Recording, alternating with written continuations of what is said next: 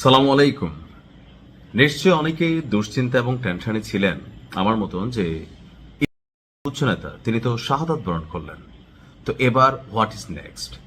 তার জায়গায় যিনি আসলেন তিনি কি আসলে সেই লেভেলে রিয়াকশন দিতে পারবেন যেমনটা সর্বোচ্চ নেতা পুরো পশ্চিমা বিশ্বকে হাতের অঙ্গুলির উপরে নাচাচ্ছিলেন। তিনি শাহাদাত বরণ করেছেন, বাট বীরত্বের একটা মৃত্যুর স্বাদ তিনি গ্রহণ করেছেন। তো নতুন যিনি এবার সর্বোচ্চ নেতার জায়গায় আসীন হয়েছেন এই মুহূর্তে মুস্তফা। তো ওনার ছেলে, আপনারা সকলে জানেন যে সাবেক প্রয়াত নেতার ছেলে। তো তিনি আসার পর প্রথম দিনেই ধাঁচু একটা অ্যাকশন দেখাই দিচ্ছেন, মানে সাহসের ধার দিতে হয়। দর্শক, নবনিযুক্ত সর্বোচ্চ নেতা ওনার নির্দেশনায় বা তত্ত্বাবধানে প্রথমবারের মতন আপনার ভূখণ্ড লক্ষ্য করে সরাসরি হাইপারসোনিক ব্যালিস্টিক ক্ষেপণাস্ত্র করেছে ইরান।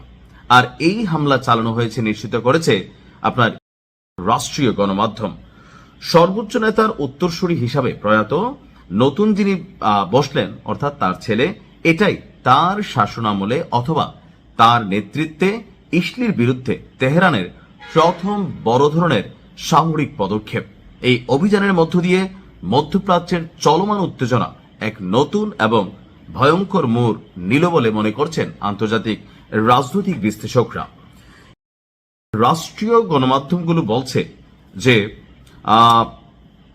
আপনার গায়ে বিশেষভাবে লেখা রয়েছে কি, আপনার সেবায় প্রস্তুত নতুন যে নেতা তার নাম খোদাই করা। অর্থাৎ বার্তা পাঠিয়েছে যে আমরা, মানে আমি নতুন যে দায়িত্ব নিলাম আপনাদের সেবা করার জন্য প্রস্তুতি নিচ্ছি, একটু ভিন্ন ভাষায় লেখা। এই বার্তার মাধ্যমে মূলত নতুন নেতার প্রতি সশস্ত্র বাহিনীর আনুগত্য এবং তার অধীনে বিরোধী কঠিন সামরিক অবস্থানেরও আরেকটা বহিঃপ্রকাশ পেয়েছে। তেহরানের এই আকস্মিক এবং শক্তিশালী আক্রমণ ইসলির অবস্থার জন্য একটা বড় ধরনের চ্যালেঞ্জ হিসাবে আবির্ভূত হয়েছে।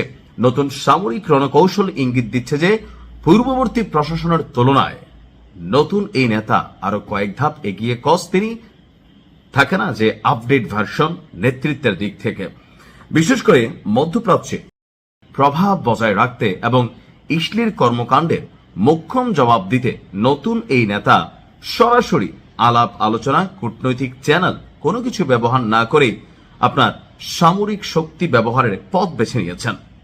এই ঘটনার পর পুরো অঞ্চল জুড়ে যুদ্ধের দামামা আরো প্রকটভাবে বাঁচতে শুরু করেছে এবং বিশ্ব নেতারা পরিস্থিতির উপর গভীর নজর রাখছেন। তো তার ছোড়া এই ক্ষেপণাস্ত্রটি এটা ইসলির একটা বিমান ঘাঁটিকে লক্ষ্য করে চালানো হয়েছে। ক্ষয়ক্ষতির পরিমাণ কি হয়েছে জানি না, তবে এতটুকু দেখেছি গণমাধ্যমের বরাতে যে এই মেশিনকে থামাইতে পারেন আপনি।